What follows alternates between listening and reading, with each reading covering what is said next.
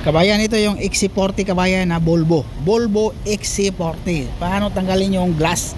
So dahil basag dito kabayan, walang problema, tinanggal ko na lang kasi nahirapan ako dito pagtanggal. So parehas lang to sa kabayan, sa mga nakaklip lang to siya. Tulak mo lang sa loob, automatic yan. Ito maganon-ganon mo lang to, mababa kasi tinanggal ko na yung motor doon sa loob. Tulad dito sa loob ha. Tapos itulak mo lang dito.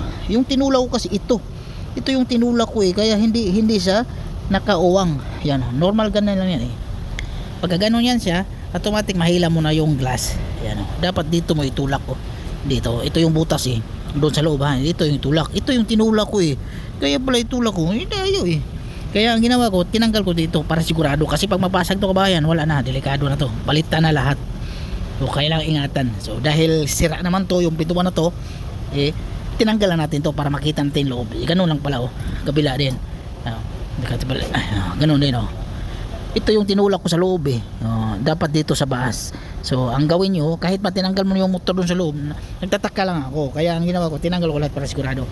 So pagtanggalan mo ng handle, iyon ang glass ha. So handle, normal lang yung glass, parehas lang yung sa mga Volvo, normal lang yun talaga. Nahirapan na ako kasi hindi ko nakita.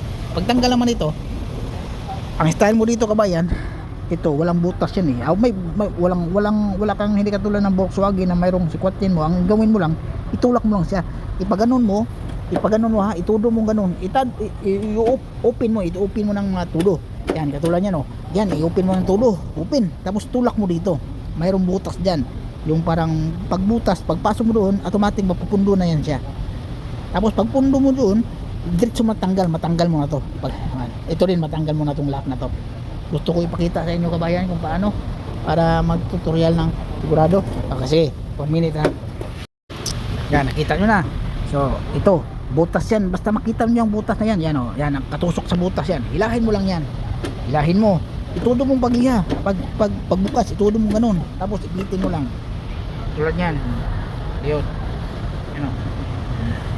yan, tapos ano ba to, sige, ganyan, tudo yan, tapos tulak mo dito, yan diba? Ibig sabihin tanggal na isa. So silain mo lang ganun, ayan, hila mo yan. Ibalik natin, pagbalik na muna yan balik na siya, tapos sagad balik natin ulit ha, para makita nyo yan ayan, tapos tulak mo, ayan, tanggal na yan siya. Tapos ganun mo lang ito, kasi nakalak yan dyan dapat ibalik natin ulit para makita nyo talaga. Ayan, dapat mabuksan, wala na sagad siya ayan ulit para makita nyo. Yan diba? Yan, tanggal na yan siya.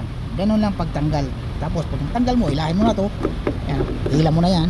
Tapos ito din, mahila mo na to. Hila mo yan. Yan ganun lang kasimple. Ganun lang siya. Pag ibalik mo, balik mo lang ganyan. Tapos balik mo ulit to dito.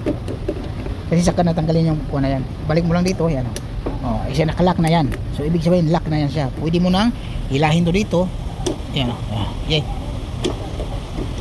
yan lock na yan siya din. Ganun lang kasimple pagtanggal ng door handle ng Volvo XC40 saka yung glass. Kabayan, maraming salamat at huwag kalimutang mag-subscribe kabayan, saka i-follow yung kuha natin, yung Facebook page natin. Maraming salamat.